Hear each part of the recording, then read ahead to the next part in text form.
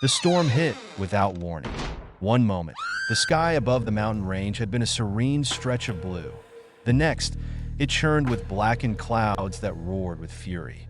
Thunder cracked like a whip, shaking the ground beneath their feet, and a torrential downpour followed, reducing the trail to a treacherous slick of mud. Logan shouted over the chaos, his voice barely carrying above the wind. "We need shelter.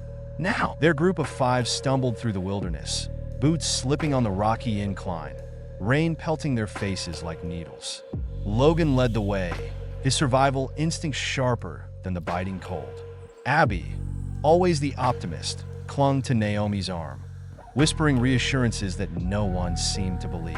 Ethan, carrying most of their gear, cursed under his breath, while Sean lagged behind, silent as ever, his eyes scanning the storm with a haunting calm. When Logan finally spotted the cave's jagged mouth in the mountainside, relief swept over them all.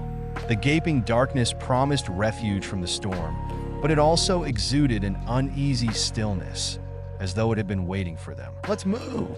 Logan barked, and they filed inside. The first thing Naomi noticed was the smell, damp, metallic, and faintly rotten. Her flashlight illuminated the walls, where strange, crude symbols had been etched into the stone. Piles of decaying belongings lay scattered across the floor. A tattered sleeping bag, rusted cans, and the remnants of an extinguished fire. "Someone's been here before," Abby murmured, her voice trembling. "But where are they now?" Ethan asked grimly. No one answered. The storm howled outside, but inside the cavern, a different silence pressed down on them, heavy and unnatural. It felt as though the cave was holding its breath, watching, waiting. The deeper they ventured into the cavern, the more oppressive the air became. Each step felt heavier, as though the darkness itself were dragging at their boots. The light from their flashlights barely pierced the gloom, illuminating jagged walls etched with more of those cryptic symbols they had noticed earlier. They weren't random, Naomi realized. The patterns were deliberate, almost ceremonial. "What are these?" she asked, running her fingers over a deeply carved spiral. It was smooth and cold, unnervingly precise. "Probably nothing," Ethan replied, though his voice betrayed unease. "Maybe just something left by the storm, or..." "Storms don't carve symbols into stone, Ethan," Logan cut in, his tone sharp. "Keep moving. We need to find a safe spot to rest." They pushed further, their flashlights catching unsettling glimpses of the cavern's history. A pile of rusted tools lay abandoned near the wall, their handles splintered as though snapped in desperation. A disintegrating tent sagged in the corner, its fabric stained dark and reeking of mildew. Naomi knelt beside it, finding a crude wooden effigy lying inside. A human-like figure, its body twisted unnaturally, its head adorned with what looked like animal bones. "What the hell is this?" she whispered, holding it up. Abby recoiled. "Put it down, Naomi. Please." But Naomi wasn't listening.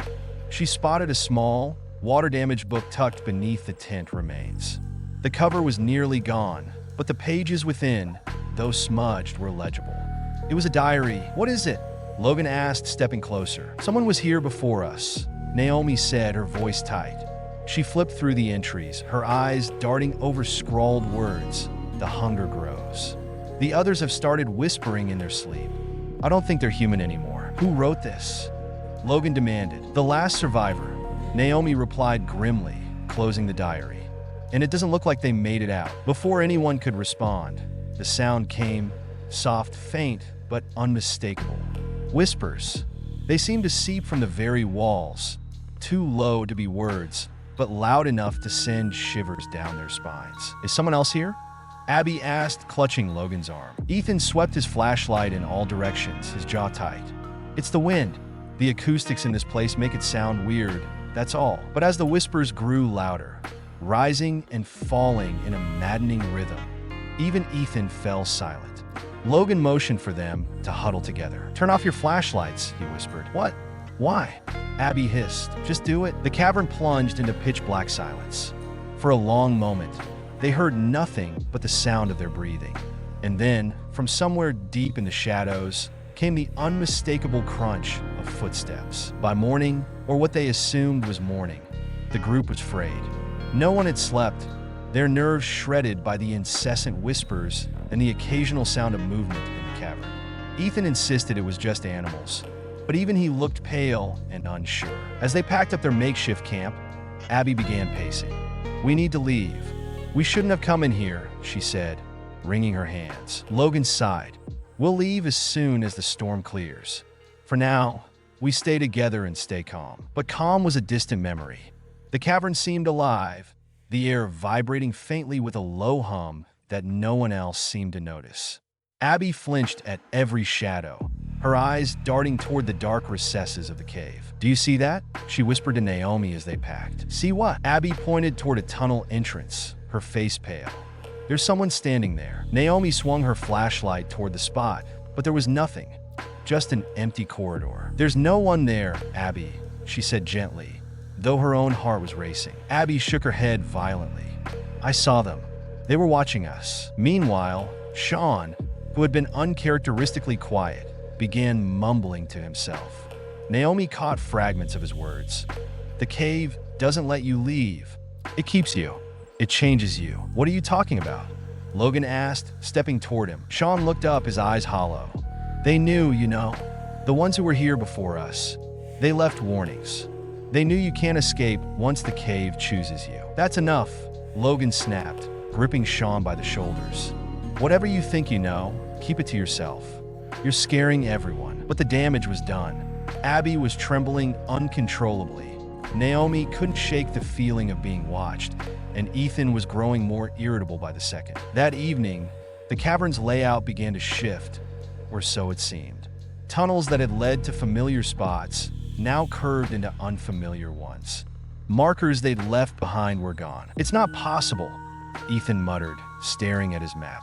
"This isn't how caves work. Maybe we're just tired," Naomi offered weakly. But Logan's expression darkened. "No," he said. "This cave, it's doing something to us." As the group settled in for another sleepless night, the whispers returned, louder and more insistent. They no longer came from the walls, but seemed to echo inside their minds. Shadows danced just beyond the light of their flashlights, shapes moving with unnatural speed. And when Abby screamed, her voice piercing the silence, they all turned to see her pointing at the far wall. "It's them," she cried. "They're right there." But when the others looked, the shadows were gone. The decision to leave the cave was unanimous. Ethan, with his maps and survival gear, took the lead. "This ends now," he declared, gripping his flashlight tightly. "We're getting out of here." The group followed him, clinging to the hope that the nightmare was almost over. The air grew colder as they moved, their breaths visible in the dim light. Ethan consulted his map frequently, muttering under his breath as he tried to reconcile their location with the diagrams. "It doesn't make sense," he said, stopping abruptly. The others nearly stumbled into him. "What doesn't?" Logan asked, his patience wearing thin. Ethan pointed ahead. "This tunnel wasn't here before. It's like the cave is changing." "Caves don't just change," Naomi said, though her voice quavered. "Apparently this one does." Ethan shot back, his frustration boiling over. He turned toward Logan. "We're not lost. The cave is playing tricks on us." "Then figure it out," Logan snapped, his tone harsh. The tension between the two men was palpable, but before anyone could intervene, Sean spoke up. "It's not the cave." All eyes turned to him. He stood apart from the group, his expression blank, but his voice unsettlingly calm. "It's whatever's in the cave. It doesn't want us to leave." Logan groaned. "Not this again, Sean. I told you to." A sudden gust of cold wind cut through the tunnel, extinguishing Naomi's flashlight. She let out a startled cry, fumbling to turn it back on. When the light returned, Sean was gone. "Sean!" Abby called out, her voice trembling. "Sean, stop messing around!" Logan yelled, his voice echoing through the cavern. There was no response, only the faint drip of water somewhere in the distance. Ethan shined his flashlight into the darkness. He was right here. He couldn't have just vanished. They searched frantically, their voices growing hoarse as they shouted Sean's name. Finally, Naomi spotted something on the wall, deep, jagged scratches, as if something with claws had raked the stone. "What is that?" Abby whispered, her eyes wide with terror. It's not possible," Ethan stammered, running his fingers over the marks. They were deep and uneven, as though carved in desperation. "He's gone," Logan said finally, his voice hollow. "No, we have to keep looking." Abby cried, but Logan shook his head. He's gone, Abby. And whatever did this, it's still here. The group huddled together, their flashlights casting erratic beams of light across the walls.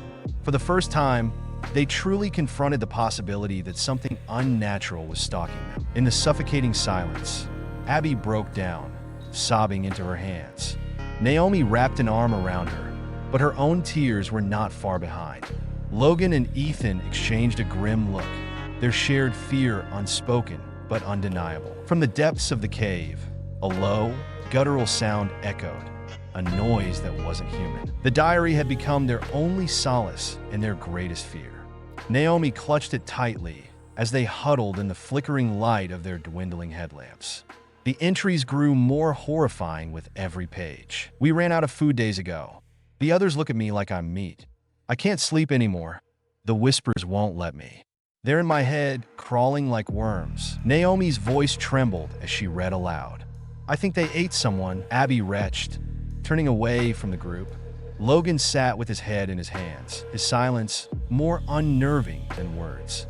Ethan paced back and forth, his flashlight shaking in his grip. We're not going to end up like them, Ethan said firmly, though no one seemed convinced. Logan suddenly stood, his eyes wild. We need to ration the supplies better. Naomi, give me the diary. What? Naomi clutched it to her chest. Why? Because it's driving us insane. Logan snapped. All this talk of curses and monsters, it's not helping.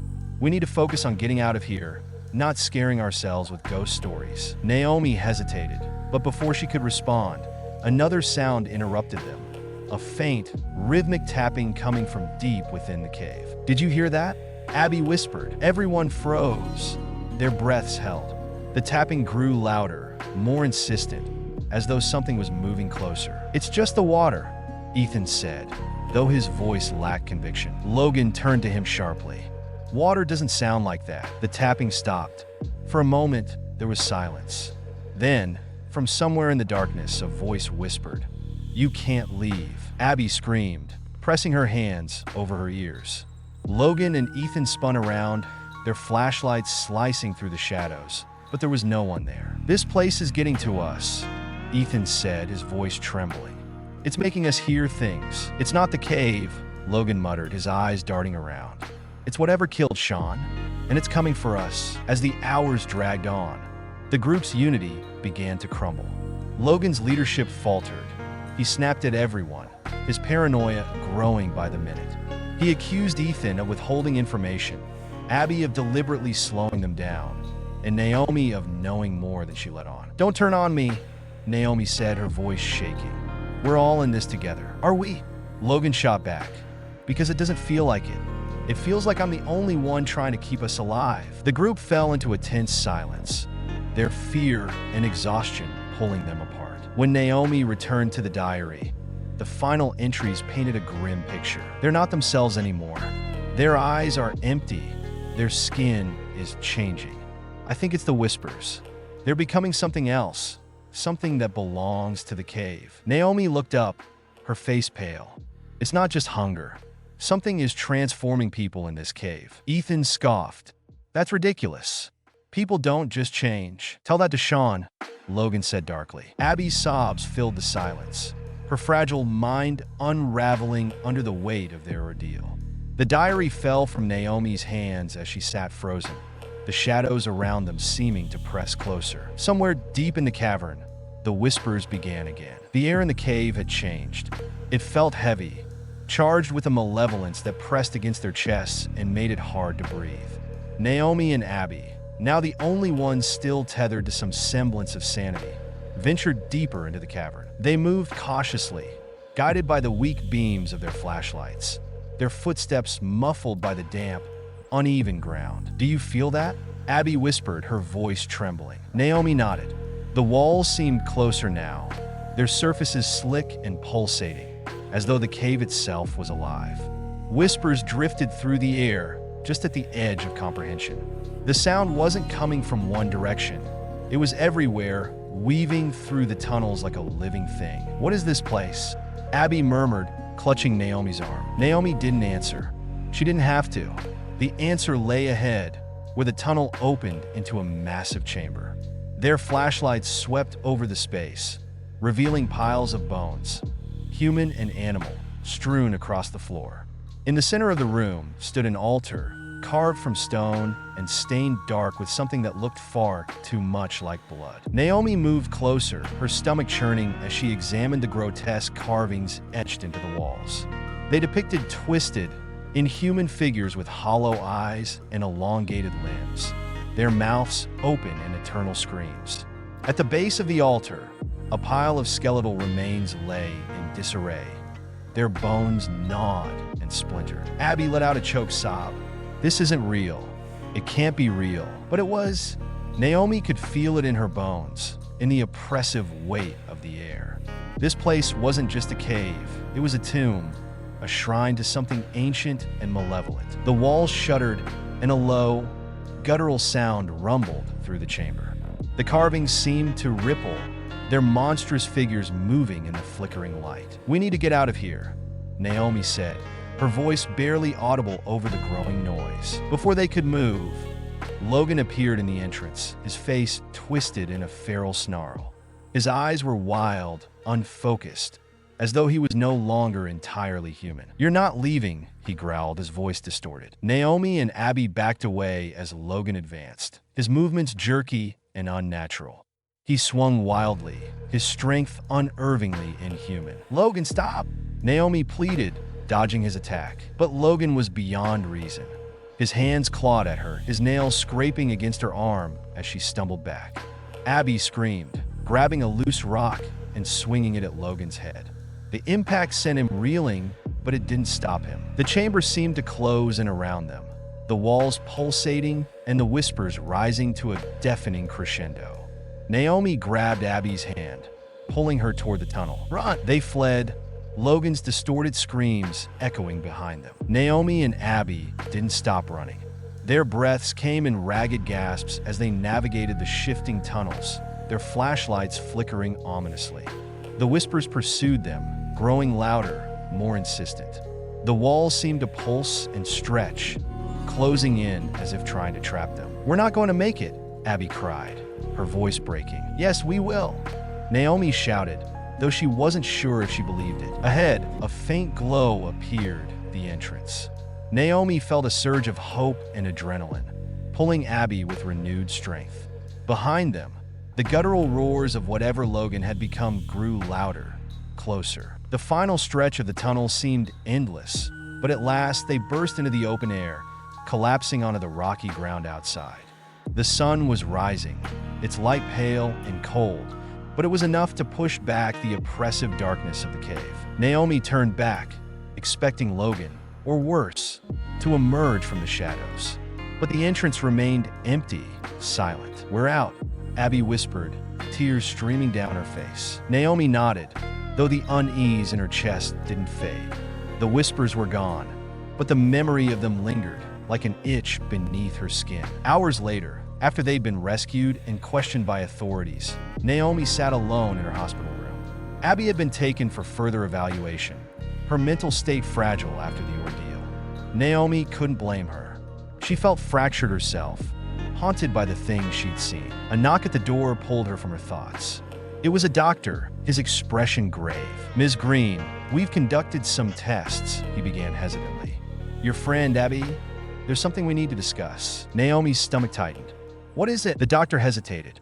"We found anomalies in her blood work. It's as though her body is adapting to something. We're not sure what it means yet, but we'll need to monitor her closely." Naomi felt the blood drain from her face. She thought back to the cave, to the whispers that had burrowed into their minds, to the carvings of the inhuman figures. "Can I see her?" she asked. The doctor nodded, leading her to Abby's room. When Naomi entered, Abby was sitting on the bed, staring out the window. Her skin was pale, almost translucent, and her eyes seemed wrong. Darker, deeper, as though something else was looking out from within. "Abby," Naomi whispered. Abby turned slowly, her lips curling into a smile that sent a shiver down Naomi's spine. "We made it out," Abby said, her voice soft but layered with something that wasn't hers. Naomi stepped back, her breath catching in her throat. She realized then that the cave hadn't let them go. It had merely sensed something with them. And as she stared into Abby's hollow, otherworldly gaze, she knew with chilling certainty the terror was far from over.